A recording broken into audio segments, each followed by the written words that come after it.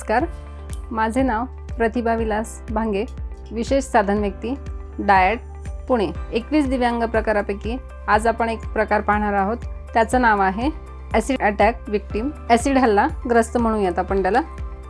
Acid हल्लाग्रस्त ही व्यक्ती दिव्यांग प्रकारामधला एक प्रकार आहे ॲसिड हल्लाग्रस्त। तर आपण ॲसिड हल्लाग्रस्त ह्या व्यक्ती ओळखायच्या कशा त्याचे काही आपण ओळख पाहूयात। तर त्याच्यामध्ये काय होतं की त्वचेवर लालसरपणा येतो, त्वचा जळजळ करते, फुलते किंवा शरीरावरती वेगवेगळ्या प्रकारचे पुरळ येतात आणि त्वचेचा रंग देखील याच्यामध्ये आपल्याला बदललेला दिसून येतो।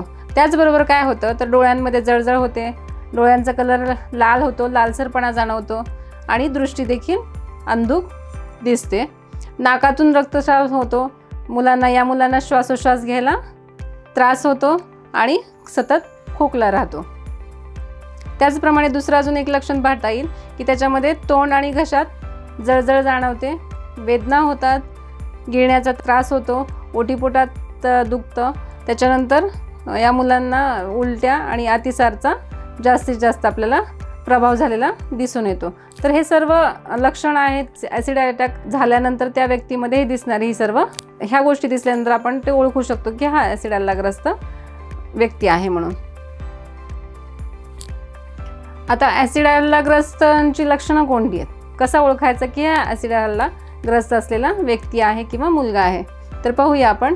ॲसिड हल्ल्याचे लक्षण त्वरित दिसून येतात।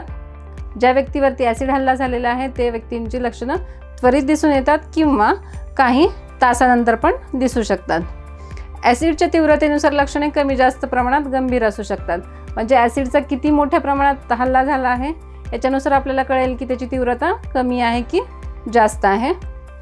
त्वचेवर जळजळ आणि पुरळ हे ॲसिड हल्ल्याचे सर्वात सामान्य लक्षण आहे। म्हणजे ज्यावेळेस एखाद्या व्यक्तीवरती ॲसिडचा हल्ला होतो त्यावेळेस त्या व्यक्तीच्या त्वचेची जळजळ होते आणि छोटे छोटे त्याच्या त्वचेवरती पुरळ दिसायला लागतात। डोळे, नाक, तोंड आणि घसा या अवयवांची ॲसिडमुळे जळजळ जाणवते। ॲसिड श्वसन नलिकेत गेल्यास श्वास घेण्यात त्रास आणि खोकला देखील होऊ शकतो। ज्यावेळेस ॲसिडचा हल्ला होतो त्यावेळेस तोंडामार्फत जर तो ॲसिड आपल्या तोंडात गेला, घशात गेला तर आपल्याला श्वासोच्छ्वास घ्यायला खूप त्रास जाणवतो। ॲसिड पोटात गेल्यास ओटीपोटात वेदना, उलट्या आणि अतिसार होऊ शकतो। जसं आपण म्हटलं की तोंडात गेल्यानंतर घशात जळजळ होते त्याप्रमाणेच तो पोटात जर गेला तर आपल्याला उलट्या आणि अतिसार होऊ शकतो।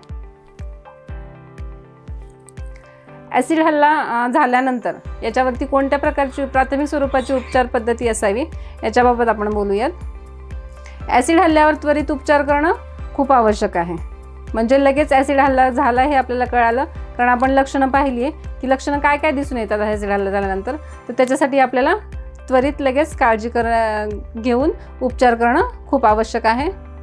त्वरित पाण्याने धुणे व ॲसिड हल्ल्यावर प्राथमिक उपचार आहे। म्हणजे ज्या विभागावरती किंवा ज्या अवयवावर ॲसिडचा हल्ला झाला किंवा ॲसिड फेकलं गेलं आहे तर तो भाग पाण्याने पटकन स्वच्छ धुवून घ्यायचा आहे।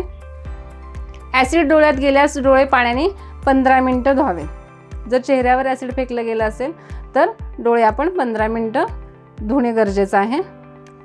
ॲसिड पोटात गेल्यास तोंडात पाणी घेऊन उलट्या करू नये। ही एक उपचार पद्धती आहे की पोटात गेले म्हणून आपण पाणी पितो आणि उलट्या काढण्याचा प्रयत्न करतो, तर असं काही प्रकार करू नये।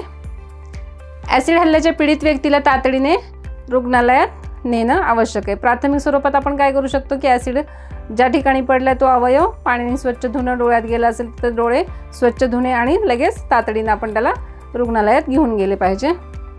रुग्णालयात डॉक्टर ॲसिडच्या तीव्रतेनुसार योग्य उपचार करतात। किती प्रमाणात ॲसिड पडलाय, कमी जास्त, त्याप्रमाणे डॉक्टर योग्य असे उपचार देतील।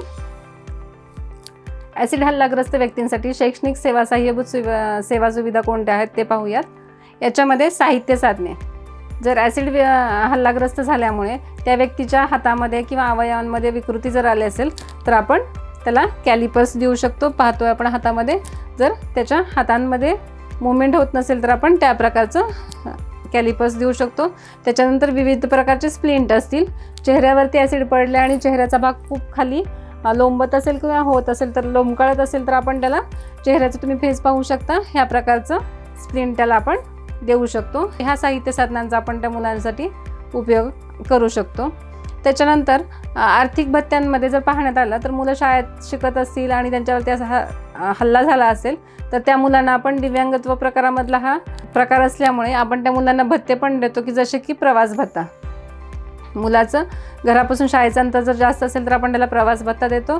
तसेच तो एकटा स्वतंत्र शाळेत येऊ शकत नसेल तर आपण त्याच्या सोबतीच्या मदतनीसाला मदतनीस भत्ता देतो. आणि ॲसिड हल्ला झाल्यामुळे त्याच्या हातामध्ये काही विकृती आली असेल आणि तो परीक्षा लिहू शकत नसेल किंवा पेपर लिहू शकत नसेल तर आपण लेखनिक सुविधा पण देऊन त्याची ती कमी पूर्ण करू शकतो. त्याच्यानंतर याच्यामध्ये ज्या मुली असतील त्या मुलींना आपण प्रोत्साहन भत्ता उपलब्ध करून देतो.